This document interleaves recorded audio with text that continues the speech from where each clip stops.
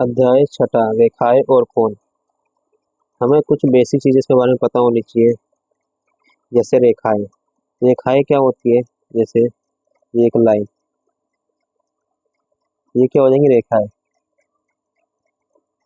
ऐसी कई सारी रेखा क्या हो जाएंगी? रेखाएं। अब आती है प्रतिच्छेद रेखाएं। प्रतिच्छेद रेखाएं क्या होती है? जब दो रेखाएं एक दूसरे को आपस में काटती है, उस रेखाओं को हम क्या बोलते हैं? प्रतिच्छेद रेखाएं। अब आती है समांतर रेखाएं। समांतर रेखाएं क्या होती है? जब दो रेखाएं के बीच की दूरी क्या हो? समान हो और वो कभी आपस में ना मिले, उसी को हम क्या बोलते हैं? समांतर रेखाएं।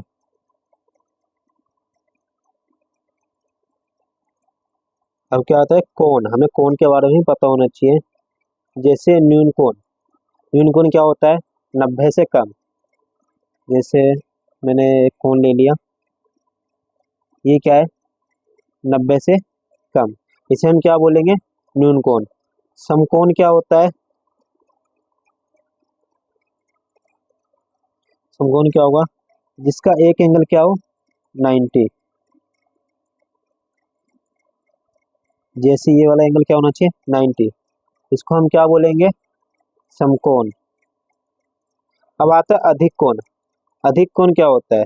जो 90 से ज्यादा और 180 से कम हो। तो हम क्या करेंगे? एक रेखा ले लेंगे और कोण क्या होना चाहिए? 90 से ज्यादा और 180 से कम होना चाहिए, ये वाला कोण। इसको हम क्या बोलेंगे? अधिक कोण। अब आता है ऋजु कोण। ऋजु कोण क्या होता है? जो 180 के बराबर हो। जैसे एक रेखा है, वो इस रेखा पे ये कोण कितने डिग्री का बनेगा? 180 डिग्री का। इसी को हम क्या बोलेंगे? ऋजु कोण। एक आता है प्रतिवर्ती कोण। ये क्या होता है? 180 से ज्यादा और 360 से कम। जैसे मान लो मैंने ये ले लिया एक, और मुझे इसका प्रतिवर्ती कोण निकालना है, तो इसका प्रतिवर्ती कोण ये वाला होगा। कौन सा होगा प्रतिवर्ती कोण? ये वाला। ये वाला नहीं, ये वाला होगा। जो क्या होगा? 180 से ज्यादा और 360 से कम।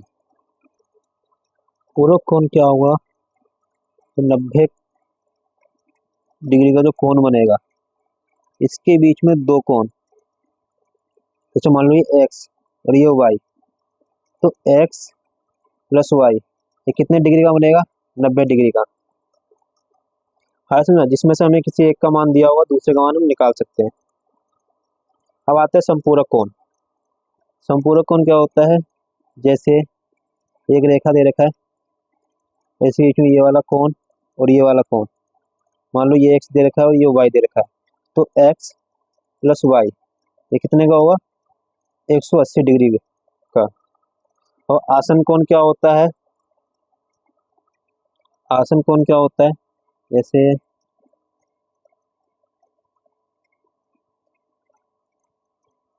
ये जो दो हमें कोण दे रखा है, ये इसके बीच में क्या? एक उभयनिष्ठ आ रहा है ये। जैसे मान लो ये और ये कोण क्या हो जाएगा? आसन कोण हो जाएगा। कहने का मतलब क्या है? ये जो कोण है, इसके बीच में एक रेखा है, ये रेखा क्या? इस कोण के, इन दोनों के बीच में क्या? ये उभयनिष्ठ है, मतलब कॉमन है। इसी को हम क्या बोलेंगे? ये दोनों कोण क्या हो जाएगा? आसन कोण। अब आता है कोणों का रैखिक युग्म। कोणों का रैखिक युग्म क्या होता है? एक लाइन हमें दे रखा है, मान लो एक ही बिंदु पर कई सारे कोण बन रहे हैं, जैसे ये कोण, ये और ये कोण। ये जितने भी कोण बनेंगे, जैसे मान लो ये एक्स है, ये वाई है, जेड है, X plus Y plus Z, ये कितने डिग्री के कोण बनेंगे? तीनों कितने डिग्री का बनाएंगे? 180 डिग्री का। यहाँ जितनी भी लाइनें आ जाए और ये जितने भी कोण बनेगा ये पूरी एक रेखा पर, वो कितने का बनेगा? 180 डिग्री का। अब आता है शीर्षाभिमुख कोण। शीर्षाभिमुख कोण क्या होता है? जब दो रेखाएं आपस में प्रतिच्छेद होती है, तो ये वाला कोण इसके बराबर और ये वाला इसके बराबर। जैसे मान लो ये एक है और ये दो, तो एंगल एक बराबर एंगल दो क्यों होगा? क्योंकि शीर्षाभिमुख कोण है। ये मान लो 3 और ये 4 है, तो एंगल 3 बराबर एंगल 4 क्यों होगा? क्योंकि शीर्षाभिमुख कोण है। अब आता है संगत कोण। संगत कोण क्या होता है? मान लो हमें दो रेखा दे रखी है, एक एम और एन। यह एम और एन क्या है? एम समांतर एन है, और इसके ऊपर क्या एक तिर्यक रेखा है। संगत कोण क्या होगा? एंगल 1 बराबर एंगल 5 और एंगल 2 बराबर एंगल 6 और एंगल 3 बराबर एंगल 7 और एंगल 4 बराबर एंगल 8। तो हम संगत कोण क्या होता है? जैसे हम लिख सकते हैं एंगल 1 बराबर क्या होगा? एंगल 5। तो ऐसे क्या होगा? एंगल 2 बराबर एंगल 6, ये वाला एंगल इसके बराबर होगा, और एंगल 3 बराबर एंगल 7 होगा, क्योंकि ये क्या है? संगत कोण। एंगल 3 बराबर एंगल 7, और ऐसे क्या होगा? एंगल 4 बराबर एंगल 8। अब आता है एकांतर अंतः कोण। इसमें क्या होगा? एंगल 3 बराबर एंगल 6 होगा, ये वाला इसके बराबर, ये वाला इसके बराबर, एंगल 4 बराबर एंगल 5 होगा। तो एकांतर अंतः कोण में हम क्या सोचते हैं? एंगल 3 बराबर एंगल 6 और एंगल 4 बराबर एंगल 5। वहां आता है एकांतर बाह्य कोण। इसमें क्या होगा? बाहर वाला कोण बाहर के बराबर होगा। जैसे एंगल 1 बराबर एंगल 8 और एंगल 2 बराबर एंगल 7। तो क्या होगा? एकांतर बाह्य कोण में एंगल 1 बराबर एंगल 8 और एंगल 2 बराबर एंगल 7। ये क्या होगा? एकांतर बाह्य कोण।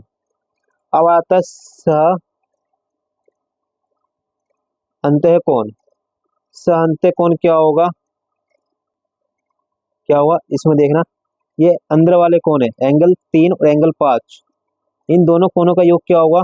180 डिग्री। ऐसे एंगल 4 और एंगल 6, इन दोनों कोणों का योग क्या होगा? 180 डिग्री। क्यों होगा? क्योंकि ये सह अंत्य कोण है। तो हम इसे ऐसे लिख सकते हैं, एंगल 3 प्लस एंगल 5 कितना हुआ? 180 डिग्री, क्योंकि सह अंत्य कोण। और ऐसे एंगल 4 प्लस एंगल 6 क्या होगा? 180 डिग्री।